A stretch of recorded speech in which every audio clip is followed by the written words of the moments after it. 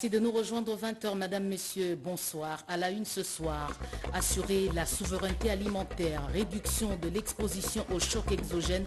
Le gouvernement Sama 2 identifie ses priorités. La diversification de l'économie est un impératif. La commission ECOFIN s'est réunie aujourd'hui à l'immeuble du gouvernement. 2 enfants nés avec malformation congénitale ont subi une chirurgie réparatrice à l'hôpital pédiatrique de Kalembelembe. Une opération réussie grâce à Dignité Internationale. Kalembelembe n'a pas de plateau technique approprié. Le pouvoir public est donc interpellé. Un électrolyseur pour accompagner la formation dans des écoles situées dans des zones minières. Thérèse Kirongozi, l'inventeur du robot roulage, vient de mettre au point cet appareil pour réaliser les expériences chimiques. Sa nouvelle invention a été présentée à la ministre des Mines. C'est tout pour le sommaire. Madame, Monsieur, bonsoir et merci de votre fidélité. D'abord, cette adoption à l'Assemblée nationale des 8 projets de loi portant ratification dans le secteur de l'environnement, de la justice, de la santé publique, de la presse, des télécommunications ainsi que du numérique. 7 membres du gouvernement ont fait l'économie générale, chacun selon son secteur. On fait le compte-rendu avec Sylvie Moembo et Guy Kitoko Aloma dans ce reportage. Les 8 projets de loi de ratification, à savoir le projet de loi autorisant la ratification de la Convention de l'Union africaine sur la cybersécurité, sur la prorogation de l'état de siège dans une partie de la République démocratique du Congo, projet de loi portant principes fondamentaux relatifs à la protection de l'environnement, sur les modalités de l'exercice de la liberté de la presse, d'information et d'émission par la radio et la télévision, la presse écrite ou tout autre moyen de communication à un RDC, c'est lui fixant les principes fondamentaux relatifs à l'organisation de la santé publique, la ratification de la Constitution et de la Convention de l'Union africaine des télécommunications sur l'accord créant les réseaux internationaux sur les biambous et les rotins, ainsi que la ratification portant code numérique viennent d'être adoptés par l'Assemblée plénière. Lors de l'économie générale de ces 8 projets de loi de ratification présentés par la vice-premier ministre, ministre de l'Environnement, Eve Bazaïba, la ministre d'État, ministre de la Justice et garde de Sceaux, Rose Mutombo Kessé, le ministre de la Communication et des Médias et porte-parole du gouvernement, Patrick Mouyaya, le ministre de la Santé publique, Kamba, le ministre de Poste, Téléphone, Nouvelles Technologies de l'Information et de la Communication, Augustin Kibasa-Maliba, et du numérique. Ces tests ont soulevé plusieurs interrogations. Après débat et délibération, les 8 textes ont été envoyés au Sénat pour seconde lecture. Précision en détail sur les textes justement ratifiés à l'Assemblée nationale. Il y a lieu de relever ces 2 ordonnances loi sur le numérique. Celle de la ratification par la RDC de la Convention de l'Union africaine sur la cybercriminalité et la protection des données à caractère personnel et l'ordonnance portant code du numérique en République démocratique du Congo. Une dépêche de Patience Moyo Katoukou qui relève que c'est une première dans l'histoire de notre pays. Et puis ces coups de gueule du premier vice-président de l'Assemblée nationale, Mbata, prend part aux travaux de l'Assemblée parlementaire francophone à Abidjan. Il fustige la politique de 2 poids, 2 mesures affichée par cette institution. Robert Ndaïchi Sensé, envoyé spécial. Les travaux de la 14e conférence des présidents d'Assemblée et de section de la région Afrique de l'Assemblée parlementaire francophone APF se sont ouverts ce lundi 3 avril 2023 à Abidjan, en Côte d'Ivoire, avec la participation de la République démocratique du Congo. La délégation congolaise est conduite par le premier vice-président de l'Assemblée nationale, le professeur André Mbata Bitoukoumé Soumango. Ce forum international constitue une occasion pour les représentants des parlements membres de se concerter et d'ouvrir de larges horizons de dialogue dans le but de renforcer les relations et les efforts des parlements dans l'espace francophone. Plusieurs questions sont débattues depuis l'ouverture, notamment la situation politique et sociale dans les pays francophones d'Afrique et les crises politiques dans certains pays comme la République démocratique du Congo, le Mali et le Tchad. Le professeur André Mbata Bitoukoumé Soumango, chef de la délégation du Parlement congolais, estime que le thème en discussion ici à Abidjan, les défis de la gouvernance démocratique et de la sécurité en Afrique francophone, répondent à l'exigence de mettre fin à la crise en République démocratique du Congo. Cette agression qui nous est imposée est de nature à hypothéquer sérieusement, on n'a pas le cas de Burkina Faso et d'autres, elle est de nature à hypothéquer la tenue des élections présidentielles et législatives prévues à la République démocratique du Congo pour cette année, le 20 décembre. Et comme vous le savez, nous sommes dans la région l'un des rares pays qui ont connu une succession constitutionnelle.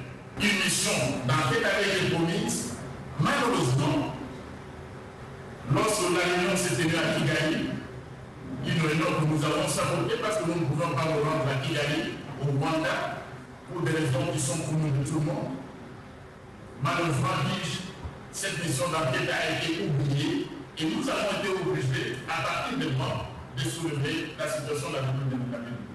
Plusieurs interventions ont été axées sur la révision des statuts, la présentation des travaux du comité sur la mise en place d'un fonds de solidarité de la région Afrique, de l'Assemblée parlementaire, de la francophonie. Les auteurs de l'agression contre Christian Bossembe, président du CESAC, vont subir la rigueur de la loi. Hier, devant la presse, le ministre de la Communication a indiqué que le gouvernement congolais veut s'assurer que les autorités françaises vont appliquer la loi dans toute sa rigueur. Patrick Mouyaya Katembo est également revenu sur les premières missions de l'équipe Sama 2. Heureux de vous retrouver dans le cadre de cet exercice de redevabilité, le premier depuis la restructuration du gouvernement dirigé par le Premier ministre Sama Lukonde II. Nous allons revenir sur ce qu'ont été les premiers mots du président de la République aux différents membres du gouvernement qui ont été nommés, qui s'est retrouvé pour la première fois autour de lui et du Premier ministre dans le cadre du Conseil de ministres, mais aussi les lignes maîtresses qui ont été tracées par le Premier ministre chef du gouvernement. Comme vous le savez, nous avons plusieurs missions et défis à relever. Il était donc question au cours de cette réunion du Conseil de ministres de suivre les instructions, si je peux m'exprimer ainsi, de l'autorité suprême, mais aussi du chef d'équipe, à l'occurrence le Premier ministre et chef du gouvernement, pour voir dans quelle mesure nous allons recentrer notre action et évidemment mettre à profit l'expertise des personnalités qui ont été nommées dans le gouvernement Sama Lukonde II. Les sujets, c'est aussi revenir brièvement sur cette attaque, cette agression qu'a subi l'un de nôtres, en l'occurrence le président du Conseil supérieur de l'audiovisuel et de la communication, M. Christian Bossembe. Je l'ai encore eu une nouvelle fois avant de commencer cet exercice. Il a porté plainte et nous allons nous assurer du suivi avec les autorités françaises pour que ceux qui pensent que par la violence ils peuvent triompher répondent de leurs actes devant la justice. Beaucoup de manipulations au sujet du déploiement de la force régionale. On parle de balkanisation. On va même jusqu'à relayer les discours tenus par le M23 en disant que les forces armées de la République démocratique du Congo seraient interdites dans certains pans du territoire. C'est extrêmement grave, relayer de tels propos qui peuvent conduire à des manifestations de colère de la population. Ici, j'aurai le temps de le démontrer. Nous sommes plutôt dans l'effectivité de l'application des mesures qui ont été décidées par les différents chefs d'État. Je pourrais, à l'occasion de cet exercice, vous dire comment les forces régionales qui devaient arriver, toutes sont arrivées, et comment ils vont se déployer en République démocratique du Congo, parce qu'il est question qu'ils se déploient, que l'M23 se retire et que progressivement les forces armées de la République démocratique du Congo reprennent de l'espace. La presse et la défense du pays dans le respect de la déontologie journalistique, l'UNPC section Kinshasa sollicite une collaboration avec le patron de la territoriale. Le vice-premier ministre, ministre de l'Intérieur, Peter Kazadi, a reçu l'équipe de Jean-Marie Kassamba à Lambikaï. Contexte d'agression extérieure, la presse a un rôle déterminant à jouer dans la défense des intérêts supérieurs de la nation. C'est dans cette optique que le président de l'Union nationale de la presse congolaise Kinshasa, Jean-Marie Kassamba, qui accompagné le secrétaire provincial Pierre Mbouy Saïdi, est venu solliciter auprès du patron de la territoriale congolaise une collaboration avec la presse de Kinshasa dans sa lourde mission de restauration de l'autorité de l'État. Nous avons en quelque sorte couplé cette réunion pour parler de ce qui doit être fait par la presse de notre pays pour la défense du pays, notamment le professionnalisme, la déontologie et l'engagement pour que l'information soit bien distillée. S'il y a des écarts, les situations parfois malheureuses, que ça soit géré d'une manière responsable. Le vice-gouverneur faisant l'intérim du gouverneur du Sud Kivu était aussi au rendez-vous pour présenter au vice-premier ministre, ministre de l'Intérieur, Maître Peter Kazadi, la situation sécurité volatile qui prévaut dans sa province. On a discuté l'essentiel sur la sécurité du pays, voir comment stabiliser la province qui est en ébullition. Sa réaction, c'était de nous encourager et c'était de soutenir les actions du chef de l'État et sa vision pour le pays. Avec l'ambassadeur de l'Espagne en poste à Kinshasa, il était question de l'accompagnement de son pays dans les domaines de sécurisation du processus électoral. À la une, accroître la production locale, diversifier l'économie. La commission ECOFIN du gouvernement sous la direction de vice-premier ministre, ministre de l'économie, Vital Kamerhe, s'est réunie aujourd'hui à l'immeuble du gouvernement. Détail Anim Balaka Guilin Kasso, reportage. C'est en travaillant ensemble que nous pouvons espérer relever les multiples défis qui plombent le progrès économique et social de notre pays. Ce sont ces mots du vice-premier ministre au ministre en charge de l'économie nationale, Vital Kamerhe, qui résument l'esprit de travail qui animera cette nouvelle équipe de la commission économie et finances du gouvernement Sama 2. Organisée ce mardi 4 avril 2023 au cabinet du vice-premier ministre, cette réunion a connu la participation des ministres sectoriels, notamment les ministres des Finances, du Plan, du Commerce extérieur, du portefeuille, de l'Industrie, du Budget et la Banque centrale du Congo. Au titre du projet de construction du corridor économique transnational République démocratique du Congo, Angola phase 1. Vital Kamerhe, vice-premier ministre en charge de l'économie nationale, en sa qualité de président de cette commission, a fait l'observation qu'à ce jour, la vocation de la commission est d'opérer en aval des initiatives sectorielles comme un premier point de filtrage technique et politique des dossiers et propositions à caractère économique en prévision de leur transmission au Conseil des ministres. À travers ces mécanismes, les membres de l'ECOFIN sont certes tenus informés des initiatives de leurs collègues et y apportent leur concours technique. Soumis par les ministres sectoriels, la commission ECOFIN devrait aussi servir de foyer d'impulsion, des centres de pilotage, d'unités de suivi rapprochées et de cadres d'évaluation de la politique économique tels que définis dans le programme d'action du gouvernement. Parmi les priorités, le VPM Vital Kamerhe donne quelques orientations. Il s'agit notamment de l'impératif de la diversification économique et l'accroissement de la production locale dans la perspective d'assurer une substitution intelligente des importations par des produits locaux. Un enfant né sans sexe. Une chirurgie esthétique a réussi à lui trouver un palliatif. Des interventions chirurgicales gratuites ont sauvé des vies à l'hôpital pédiatrique de Kalembe-Lembe. Cet hôpital n'est pas du tout équipé. Edith Chalakatala. 2 enfants, Tertia et Credo, souffrant des pathologies congénitales délicates, ont bénéficié d'une expertise appropriée. TVC Médical, qui les prenait en charge, a trouvé Dignité Internationale, qui leur a offert des chirurgies pédiatriques gratuites au centre pédiatrique Kalembe-Lembe. Dignité Internationale par le docteur Mboyo et son collègue indien, professeur Gupta Devendra, notent dans leur service le besoin d'un accompagnement par les pouvoirs publics. Nous sommes bien entendu là pour opérer les enfants mal formés. Mais nous avons aussi un autre volet qui est le volet de la formation des futurs formateurs congolais. Je dois mais vraiment insister auprès des autorités de tutelle pour nous donner un coup de main. L'hôpital Kalembe-Lembe, c'est un hôpital public. Nous devons amener nos instruments, les fils, tout par nos propres moyens. Violette Tatete espère voir les personnes de bonne volonté agir pour permettre une prise en charge d'autres enfants en détresse médicale.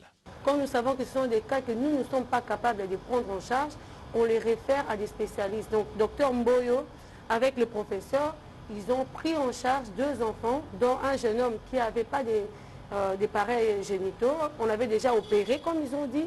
Donc, c'est vraiment grâce au professeur aujourd'hui, ce jeune homme a repris le sourire. Et puis, il y a la petite Tertia, qui avait la malformation cardiaque, opérée initialement par la chaîne de l'espoir. Il y a une 2e intervention cardiaque qui est prévue.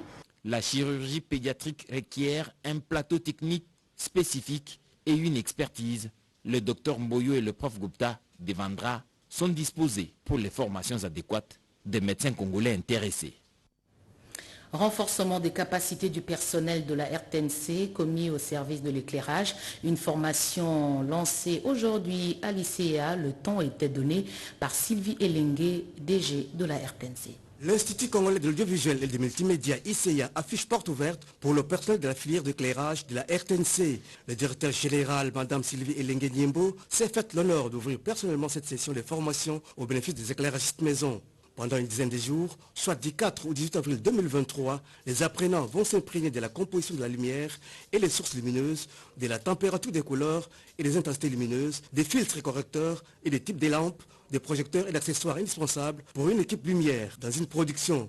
Toutes ces notions seront sanctionnées par des exercices pratiques sur terrain. La direction générale de la RTNC réagit ainsi face à une menace de disparition du corps de métier d'éclairagiste à la RTNC. L'éclairage constitue l'élément moteur dans la prise de vue qui est le socle de toute chaîne de télévision digne de ce nom. Cela d'autant plus que l'éclairage assure la visibilité et la qualité de l'image. C'est ainsi que la direction générale de la RTNC a donc jugé utile de rétablir ses corps de métier dans l'effectif de la production de cet organe de presse officiel du pays. Car c'est à ces prix que la RTNC gagnera la confiance de son public dans une synergie compétitive du travail bien fait pour le personnel d'exploitation dans différentes filières audiovisuelles. Le déficit en eau potable pose problème en République démocratique du Congo. Des investisseurs israéliens sont intéressés par ce secteur. Ils ont eu des échanges avec le ministre Olivier Moïse des Ressources hydrauliques. Reportage de Marie-Pascale Kalong et Gabriel Makelele. L'accès à l'eau potable pour les populations congolaises est l'un des objectifs centraux du gouvernement Sama. Le ministre des Ressources hydrauliques et électricité qui doit matérialiser ces objectifs capitalise toute opportunité qui s'offre à lui, y compris celle créée par le contact du président de la République, Félix-Antoine Tshisekedi Tshilombo, avec l'extérieur. Le fondateur de la société P2W, qui veut entreprendre des projets de fourniture d'eau à Mbujimaï et à Kananga, compte sur le soutien du ministre des Ressources hydrauliques et électricité, Olivier Moïse Moukaleng. En novembre 2021, le président de la République nous a rendu visite en Jérusalem et il m'a demandé de venir le plus vite possible ici en RDC. Il veut à ce que sa population puisse avoir de l'eau potable. Et aujourd'hui, nous avons eu la chance de rencontrer le ministre des Ressources hydrauliques pour voir ensemble comment nous pouvons procéder. Nous allons rapidement commencer par Mbujima et Kananga. Après échange, l'Israélien, fondateur de la société P2W, a apprécié les qualités de son interlocuteur. He loves Congo. He wants us to do the best for the people. He wants us to start immediately. And all his questions were very professional. Si j'étais le président de ces pays, j'allais souhaiter avoir beaucoup plus de ministres comme le ministre des Ressources hydrauliques parce que ces questions étaient très professionnelles. Il sait ce qu'il fait. Nous avons senti à lui qu'il veut vraiment que la population puisse avoir de l'eau. Si les résultats s'avèrent concluants, toutes les autres provinces de la République démocratique du Congo profiteront de cette technologie israélienne. Plus d'infrastructures et équipements collectifs standards pour différents territoires en République démocratique du Congo. Cela dans le cadre du programme d'urgence intégré. Un atelier sur le processus d'élaboration et de validation du recueil des normes favorisant le développement à la base a été lancé. Explication David Mobenga. Initié par le ministère d'État en charge du développement rural, celui des affaires sociales, humanitaires et solidarité nationale, ainsi que celui de la décentralisation, ces assises s'inscrivent dans la phase préparatoire de la conférence internationale des partenaires du programme d'urgence intégré de développement communautaire, PUIDC en sigle, qui va se pencher sur la normalisation des infrastructures et d'équipements collectifs productifs des entités décentralisées et leur implémentation. À l'issue de ces travaux, les normes et standards qui seront collectés au niveau des 10 ministères, des services et structures publiques ainsi que des provinces devront être validés et acceptés par le gouvernement. En outre, ces assises contribuent à la mise en œuvre de la feuille de route du ministère de la décentralisation en ce qui concerne la capacitation des entités territoriales. Elle est réalisée avec l'appui du Trésor public à travers le Fonds national de promotion et de services sociaux, FNPSS en sigle, et l'accompagnement de la cellule d'appui du programme d'urgence intégré de développement communautaire et de la Banque africaine de développement. Rayonnement de la diplomatie congolaise, l'ambassade de la RDC loge désormais dans un bâtiment propre. Cette infrastructure a été acquise sur financement de l'État congolais. Les détails dans ce reportage commenté par Junior Yangumba. La République démocratique du Congo reprend petit à petit sa place sur l'échiquier international grâce au dynamisme du président de la République, Félix Antoine Tshisekedi Tshilombo. Une grande première depuis l'indépendance. La RDC vient de doter son ambassade en République sud-africaine d'un bâtiment en étage acheté par le Trésor public de la République démocratique du Congo. Cette chancellerie vient ainsi mettre fin à la vie de dépendance et de locataires. La cérémonie d'inauguration de ce bâtiment abritant les différents services de l'ambassade, présidée par l'ambassadeur extraordinaire et plénipotentiaire de la République démocratique du Congo en République sud-africaine, Fidel Moulaja, a eu lieu. Devant témoins, les hauts représentants du chef de l'État, les professeurs Serge Tshibangou et de plusieurs autres personnalités. Le premier diplomate n'est pas distrait. Nous devons compter sur le chef de l'État, que ce soit en interne comme à l'extérieur. Ça, c'est la preuve. Comme l'ambassadeur l'a dit, c'est d'abord de remercier sincèrement son Excellence, le président Félix Antoine Tshisekedi Tshilombo, pour cette initiative, pour le soutien et le support accordé à la communauté congolaise en Afrique du Sud. Désormais, la représentation diplomatique a une adresse fixe au numéro 832, avenue John Joe Bashwit, Brooklyn, à Pretoria, en Afrique du Sud. Un électrolyseur pour accompagner la formation dans des écoles situées dans les zones minières. Thérèse Kirongozi, l'inventeur du robot roulage, vient de mettre au point cet appareil pour réaliser des expériences chimiques. Sa nouvelle invention a été présentée à la ministre des Mines, Eugénie Dada-Chabani. L'électrolyseur didactique Made in Congo est un appareil qui permet de faire la transformation des ressources minières et agricoles de la RDC.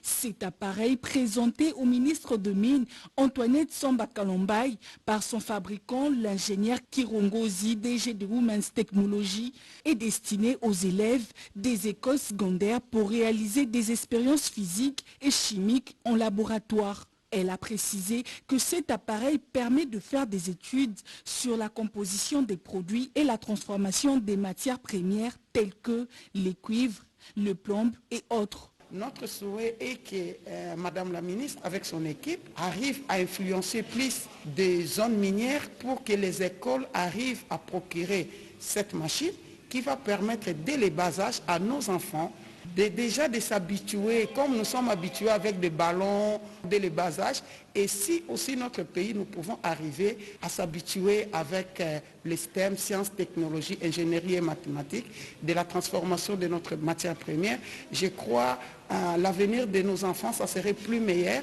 et que nos produits, tout ce qui est minéré que Dieu nous a donné, on va les transformer sur place parce qu'on a acquis de l'intelligence et de la connaissance qui peut nous permettre de transformer nos matières sur place ici dans notre pays. La ministre de Mines, Antoinette Samba Kalombaye, s'est réjouie du fait que cette innovation technologique renforce les recherches dans le domaine minier en RDC.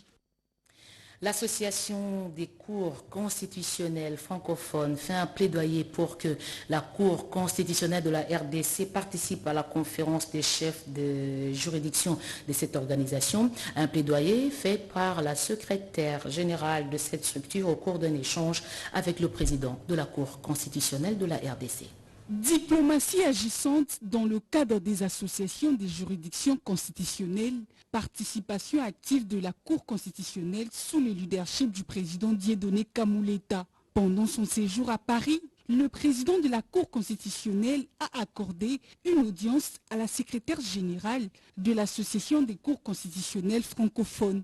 Au cours de ces échanges, en présence de 2 membres de la Cour constitutionnelle, les juges Jean-Pierre Mavungu et François Bokona, il a été surtout question de passer en revue les missions de l'ACCF et des activités de ces structures pour 2024. La secrétaire générale de l'ACCF a plaidé en faveur de la participation de la Cour constitutionnelle de la RDC à la conférence des chefs des juridictions de l'ACCF qui se tiendra en 2024. De son côté, le président de la Cour constitutionnelle de la RDC, Dieudonné Kamulita, a annoncé à Madame Pétilon que pour son mandat en tant que président de la Cour constitutionnelle, il a pris l'engagement de porter haut l'emblème de la RDC dans toutes les associations internationales des juridictions constitutionnelles. Il a du reste rappelé à son hôtesse que c'est dans cette logique d'une diplomatie agissante que la Cour constitutionnelle de la RDC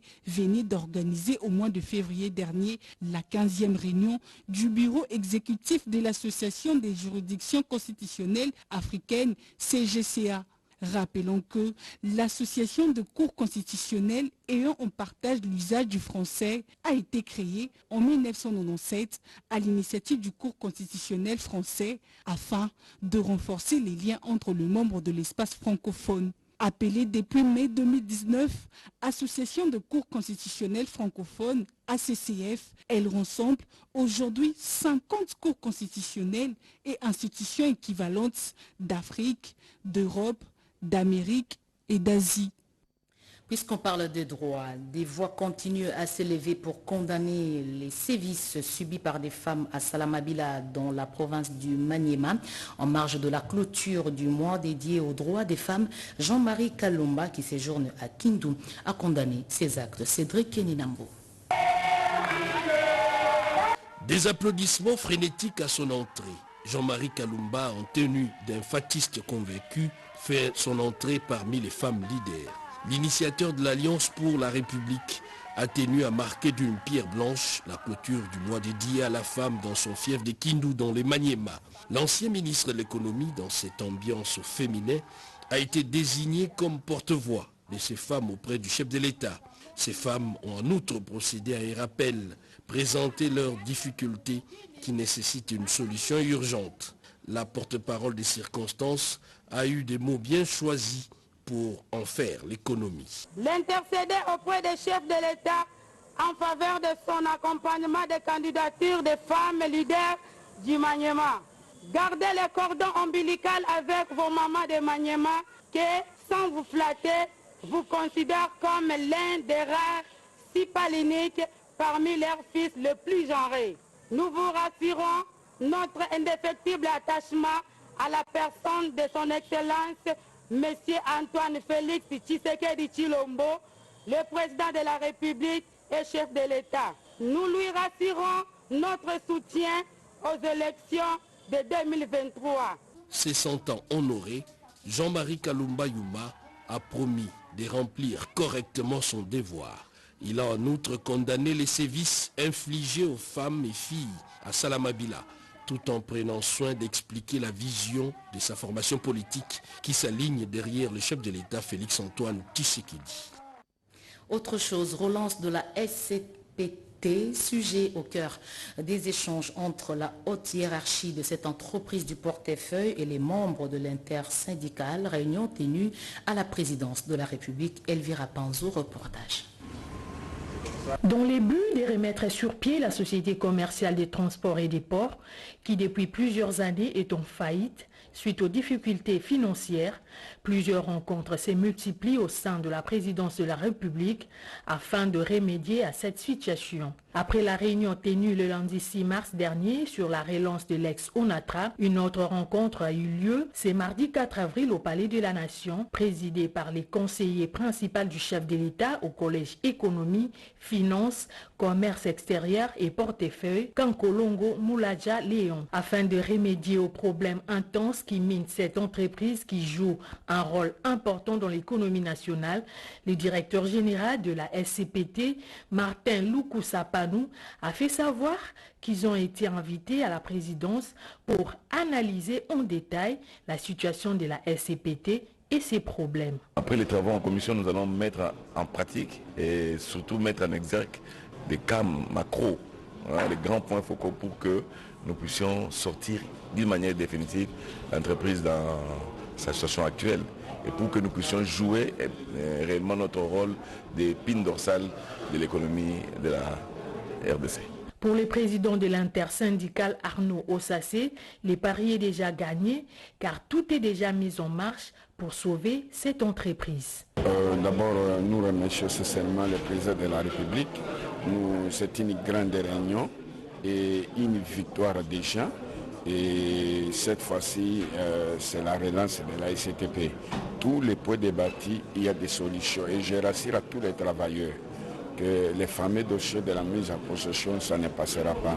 C'est une victoire pour nous. Deuxième chose, la SCTP va gérer les 34% pour des bananas et aussi notre créance parce que nous avions demandé que cet argent va permettre à la société de retraités 2913 agents, équiper les ports de Matadi, port de Boma, équiper les ports fluviaux conformément aux chefs de l'État, la reprise des trains, c'est-à-dire reprise des trafics ferroviaires, et on a demandé aussi la part sociale des agents, c'est-à-dire 3 mois, voilà, de salaire.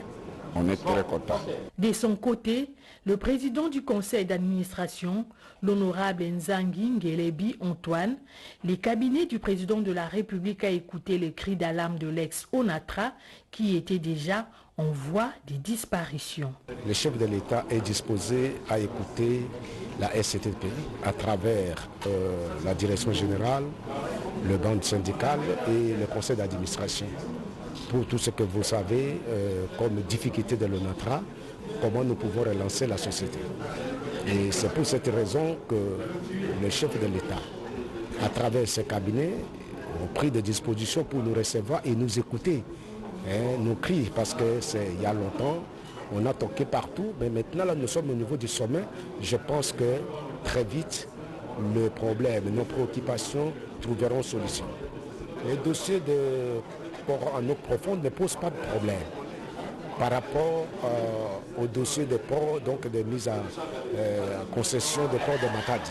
C'est là où ça pose problème et que nous pensons que le gouvernement ne sera pas prêt à accepter ces projets. Mais comme on vient de constituer une commission, la commission va analyser et va nous faire le rapport. Plusieurs points ont été débattus au cas par cas, entre autres, la fermeture de ports illégaux et clandestins, la spoliation des sites et maisons de la SCTP, la mise en concession du port des Matadi et les dossiers ports en eau profonde des Bananas, pour ne citer que ceux-là. De la reconnaissance pour les services rendus à la nation, la chancellerie des ordres nationaux de l'espace Grand Katanga a encouragé plus de 250 compatriotes, parmi eux Rodi Ndongala, jeune entrepreneur. Près de 250 personnes ont été décorées. Plusieurs médailles de mérite leur ont été décernées. La chancellerie des ordres nationaux de l'espace Grand Katanga, une structure placée sous tutelle de la présidence de la République, veut par ce geste encourager le bon et loyaux service rendu à la nation. Parmi les nominés, le couple Baudry Ndongala, une incarnation de la jeunesse et un modèle dans l'entrepreneuriat de jeunes. Le général-major André Matouté Zouloua de la chancellerie des ordres nationaux a, au nom du chef de l'État, décerné les médailles de mérite civique à ces heureux nominés. Désormais dignitaire de l'État, Baudry Ndongala a fait montre de toute sa gratitude au président de la République. C'est une expression de gratitude à l'endroit du président de la République, le chef de l'État, le grand cordon des ordres nationaux, pour la reconnaissance de tout ce que nous avons pu poser comme acte. Ceci nous pousse à doubler encore d'ardeur, d'effort, au-delà de l'honneur, au-delà de tout ce que ça peut procurer. Mais c'est plutôt une prise de conscience pour dire que voilà, le chef de l'État nous fait confiance et il attend encore beaucoup plus de nous. On peut être jeune, rester ambitieux, on peut être jeune et entrepreneur et on peut être jeune et excellent dans ce qu'on fait. D'autres bons citoyens de la République attendent d'être honorés par cette structure, question de créer un esprit d'émulation pour les bonnes pratiques au bénéfice de la nation. Le sport, avant de terminer par la politique, la qualification des Léopards à la CAN Côte d'Ivoire 2024, la reprise de la Lina Foot, quelques sujets abordés au cours d'une séance de travail autour du tout nouveau ministre des Sports, Claude-François Kaboulo Mouana-Kaboulo. Autour de lui, le secrétaire général au sport et la FECOFA. Reportage de Christian Vital Motomungu et Christian Gankole. Intense activité au ministère des Sports et Loisirs. Le premier à être reçu par le ministre François-Claude Kaboulo Mouana-Kaboulo, le patron de l'administration de son secteur, Bodi Ilonga, qui a reçu les orientations et tient à les mettre aussi vite en pratique. Comme vous le savez, il a participé à la première réunion du Conseil des ministres vendredi dernier. Et dans le compte rendu, le président de la République, parmi les priorités, le sport a été retenu. Et compte tenu de cet état des choses, il était question que je puisse présenter à son Excellence l'état des lieux des sports et loisirs à ces jours et les projets des plans d'action qui doivent être arrimés au plan stratégique national de développement du gouvernement. Juste après, François-Claude Kaboulo Mouana-Kaboulo a poursuivi sa séance de travail avec les comités exécutifs de la FECOFA. Ils ont évoqué quelques priorités. Belge Chitouatala, secrétaire général de la FECOFA, explique. Il a été question en premier lieu du match du mois de juin que nous allons jouer contre les Gabon et le Soudan. Étant entendu qu'avec la position que nous occupons maintenant, ça sera une finale. Et l'autorité a attiré notre attention de sorte que nous puissions bien faire les choses et surtout les faire à temps. Et en second lieu, on a parlé des infrastructures, puisque vous savez que présentement, nous n'avons aucun stade national homologué ou approuvé par la CAF. Et il est question qu'au niveau du gouvernement, on fournit des efforts, de sorte qu'au mois de juin, on ait la possibilité de recevoir ici à Kinshasa. Les amoureux du sport en général et du football en particulier attendent impatiemment le retour du championnat. La Ligue des jeunes de l'UDPS monte au créneau pour dénoncer une campagne de dénigrement menée par un groupe d'individus qui se fait passer pour des combattants historiques de l'UDPS. La Ligue des jeunes de l'UDPS informe l'opinion nationale et internationale que le groupe des combattants historiques est une création fictive qui ne représente que l'ombre de son auteur. Conscient que le travail de réimplantation du parti réalisé par le secrétaire général de l'UDPS est visiblement observé à travers les provinces visitées. Que les frustrations individuelles d'un vagabond politique ne sauraient contredire le respect de la répartition géopolitique des responsabilités au sein de l'UDPS. Ici, de rappeler que l'UDPS est un parti politique à caractère national qui, depuis sa création, a connu la participation de plusieurs combattants, patriotes, pères fondateurs venus de toutes les provinces et inscrits à un idéal politique concrétisé après 37 ans de lutte. Pendant cette traversée des déserts, moment de privation, d'arrestation de combattants, de musellement et de souffrances s'imposaient au peuple, M. Nkoumou avait fait le choix de quitter l'UDPS à 2 reprises, sur fond d'un élan tribal et non de l'idéal politique. La Ligue des jeunes de l'UDPS n'a pas encore oublié le départ d'un Nkoumou dans la suite du patriarche Marcel Liaou en soutien tribal et non idéal. Les jeunes de l'UDPS demandent au secrétaire général du parti d'actionner la procédure disciplinaire interne pour entendre ces récidivistes sur les imputations dommageables. Sami Badibanga, ancien Premier ministre, vient d'obtenir l'adhésion de plus de 13 partis politiques au sein de l'Union sacrée. Les progressistes ont vu leur rang s'élargir avec l'adhésion ce week-end de 11 partis politiques de la plateforme qui dirige le sénateur Sami Badibanga. Bien obstention du gouvernement Samaluko Dédé, ce regroupement a des entraves au niveau de l'opinion avec la présence des leaders et autres membres du mouvement associatif. La permanence est de plus en plus envahie par les adhérents qui veulent rejoindre l'ancien Premier ministre dans sa lutte pour l'avenir du pays, en leur remettant des symboles du parti le sénateur s'est voulu pratique. L'heure n'est plus au discours, mais à l'implantation de la plateforme dans tout le coin et recoin du pays. L'aira-t-il martelé avant de lancer les invitations aux femmes et aux jeunes de rejoindre le progressiste pour le développement de la République démocratique du Congo.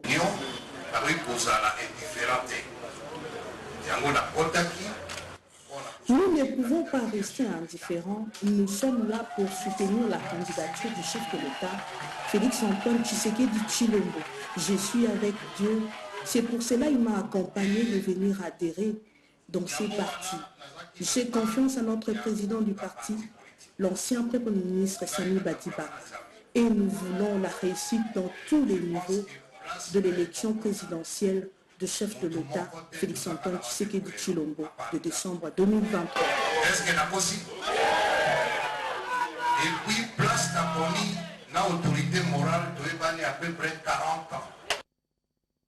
De nouvelles pour complètement terminer. Il est porté à la connaissance du public en général, des employés et travailleurs en particulier, qu'en exécution de l'ordonnance du 30 mars 2023 fixant la liste de jours fériés légaux en RDC, la journée de jeudi 6 avril 2023 dédiée au combat de Simon Kimbangu et à la conscience africaine est chômée et payée sur toute l'étendue du territoire national. C'est signé Claudine Ndoussi Kembe.